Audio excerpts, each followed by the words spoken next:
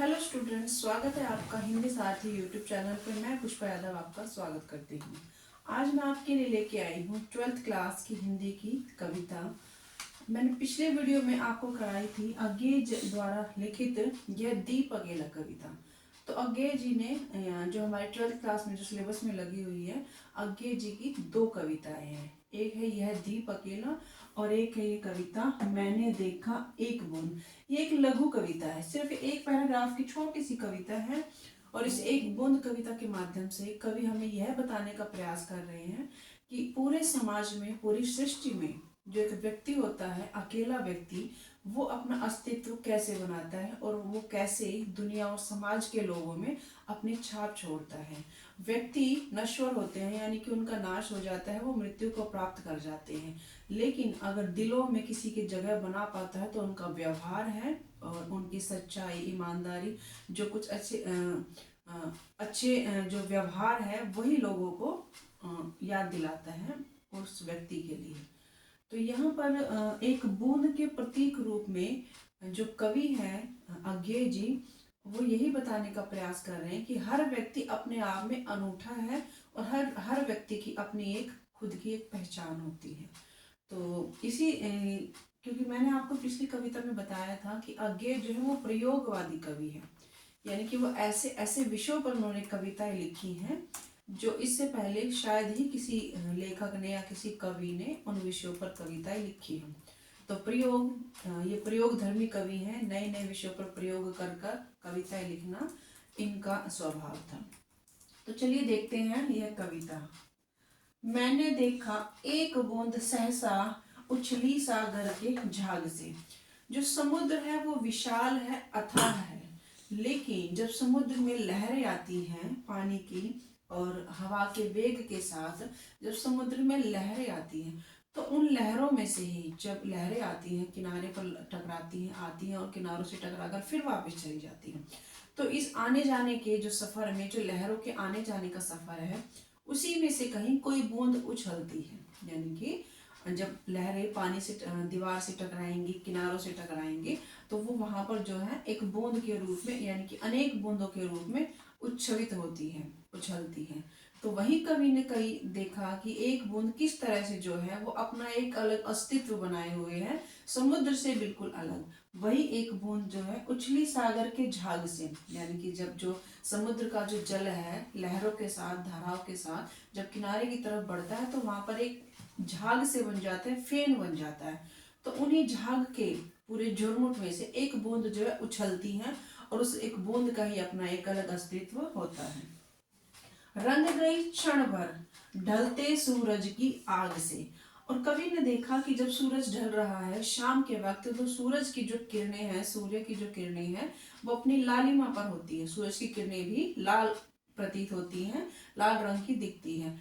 तो ऐसी इस अवस्था में, यानी कि शाम की जो शाम का जो समय है, संध्या का जो समय है, जब सूरज की किरणें लाल हो जाती हैं, तो उसी समय वो एक बूंद जो है वो उछलती है। और उछलने की वजह से वो जो बूंद है उसमें से सूर्य का प्रकाश परावर्तित होता है, यानी कि वो जो बूंद है उस बूंद का रंग भी जो है कैसा हो जाता है, लाल, लालिमा के साथ। तो वो पूरे समुद्र में से उस समय वो एक बूंद अलग दिखाई देती है। वो जो है सूर्य के प्रकाश से चमक उठती है और सूर्य की लालिमा उसको भी लाल कर देती है, यानी कि उसमें भी आभा आ जाती है, चमक आ जाती है एक बूंद में। तो कवि यहाँ पर एक बूंद के माध्यम से ये बताने का प्रयास कर रहा है कि हमारा जो जीवन है वो नश्वर है, मनुष्य जो जीवन है वो नश्वर है, यानी कि इसका नाश होना ही है। इस पृथ्वी पर अगर कोई व्यक्ति जन्म लेता है तो उसकी मृत्यु निश्चित है। लेकिन हमें सिर्फ इसको एक साधारण बात ना मानकर हमें अपने ऐसे व्यवहार करने चाहिए, ऐसे कर्म करने चाहिए कि जब हम इस दुनिया से चले जाएं, इस दुनिया से हमारी मृत्यु रूप में विदा हो जाए, तो हमारे व्यवहार के कारण ही जो दुनिया के और समाज के और परिवार के लोग हैं वो हमें सालों साल याद रखते रहे, याद करते रहे।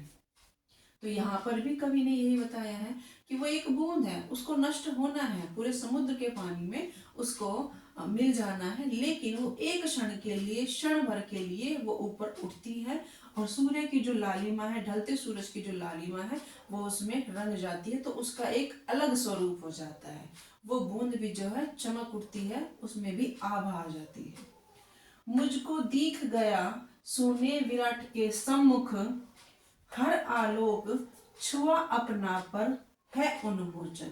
यानी कि कवि कह रहा है कि मुझे समझ आ गया, अब ये मुझे दिख गया है, अब मुझे दिख गया है कि जो सोना विराट है यानी कि विशाल जो समुद्र है, वहां पर एक बूंद की भी जो है किस तरह से उसकी अपना अस्तित्व रखती है। वो बूंद भी अपना अस्तित्व रखती है, हालांकि उसको नष्ट होना है, उसको समाप्त हो जाना है कुछ समय के लिए, लेकिन वो क्षण भर के लिए ही उठती है, आंदोलन करती है, अपने आप को ऊपर उठाती है, उछालती है, और उसी समय में उस एक बूंद की जो है एक अलग चमक दिखती है और उसका एक अलग व्यक्तित्व और अलग अस्तित्व बन जाता है।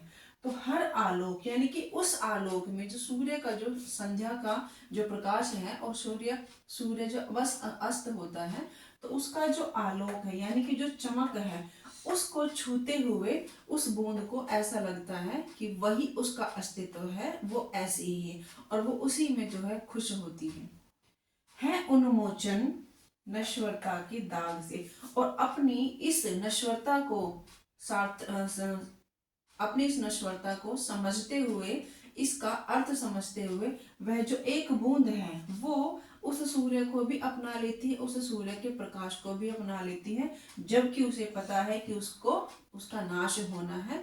और इस तरह से वह एक क्षण के लिए ही सही, लेकिन अपना स्वरूप दिखा देती है और वो नश्वरता के दाग से मिट जाती है। इसी तरह से हम व्यक्तियों का भी स्वभाव और व्यवहार होना चाहिए कि हम अब इस जीवन में आए और अपने सिर्फ स्वार्थ के लिए लोगों का प्रयोग करते रहे, अपने फायदे की बात करते रहे, तो इस तरह से हमें कोई याद नहीं करेगा बाद में। ये जो जीवन है बहुत अमूल्य है, भगवान ने हमें इस पृथ्वी पर भेजा है, तो हमें कुछ ऐसे कार्य करने चाहिए, कुछ ऐसे सत्कर्म करने चाहिए जिससे कई सालों तक, कई वर्षों तक लोग हमें याद करते रहे।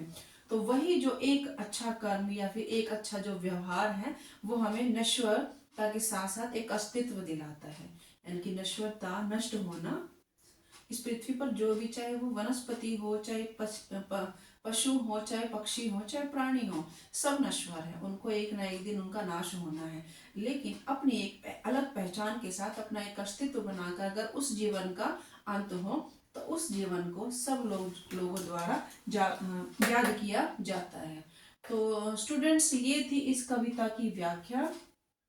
इस कविता की व्याख्या के बाद अब मैं आपको नेक्स्ट वीडियो में मिलती हूँ 12th क्लास की ही एक अगली कविता के साथ। तो देखते रहिए मेरा चैनल हिंदी सारथी, और तब तक के लिए have a nice day, good day.